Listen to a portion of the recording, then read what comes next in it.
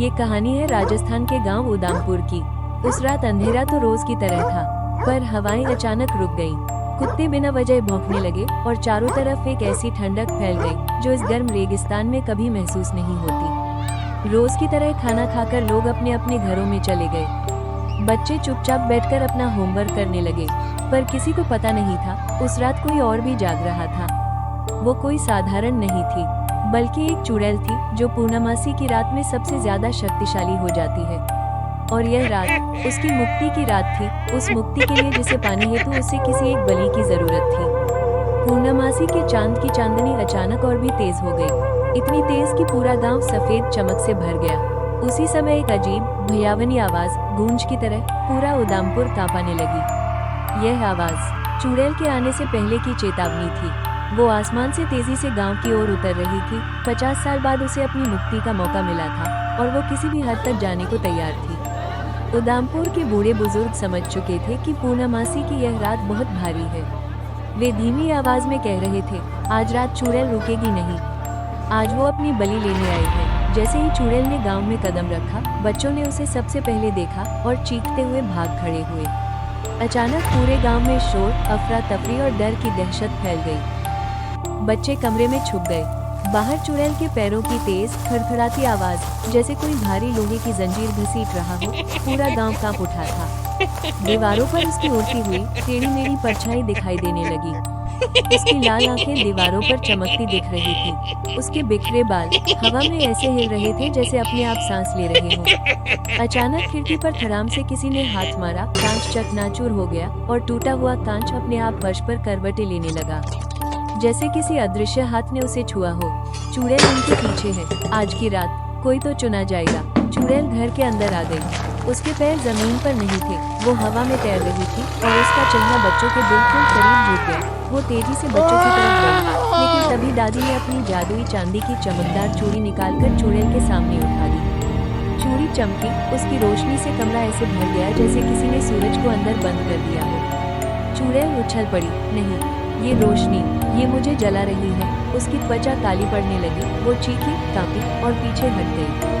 मैं कल और तेज होकर आऊंगी। उसका शरीर धुएं में बदलने लगा और एक लाल बादल बनकर आसमान की तरफ बढ़ते हुए गायब हो गई।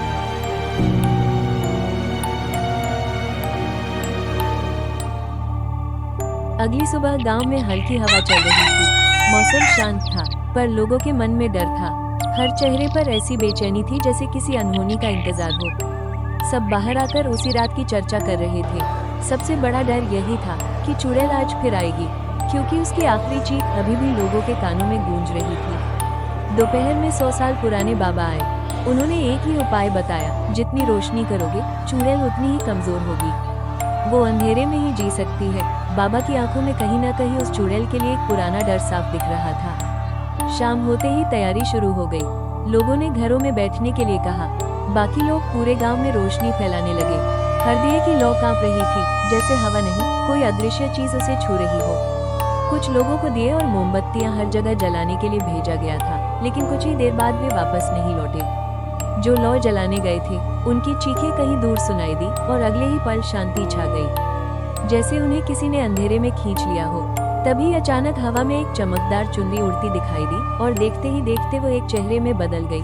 उसकी बड़ी बड़ी आंखों ने पूरे गांव को ध्यान से देख लिया था। फिर उसी क्षण वो खतरनाक चुड़ैल बन गई, जिसकी लाल चमकती आंखें दूर से भी दिखाई दे रही थी। उसकी हंसी इतनी ठंडी थी कि सबसे बहादुर आदमी भी कांप गया और बेहोश हो गया था। चुड़ैल बहुत तेजी से गांव के चारों तरफ चक्कर लगाने लगी। लोग अपनी जान बचाने के लिए घरों की तरफ दौड़ पड़े, पर चुड़ैल इस बार और भी शक्तिशाली थी। वो कुएं के ऊपर बैठकर रोने और चिल्लाने लगी, आज किसकी बलि चढ़ेगी, आज तुम्हारे भगवान भी नहीं बचाएंगे। उसकी आवाज सुनते ही कुएं का पानी खुद ब खुद उबलने लगा।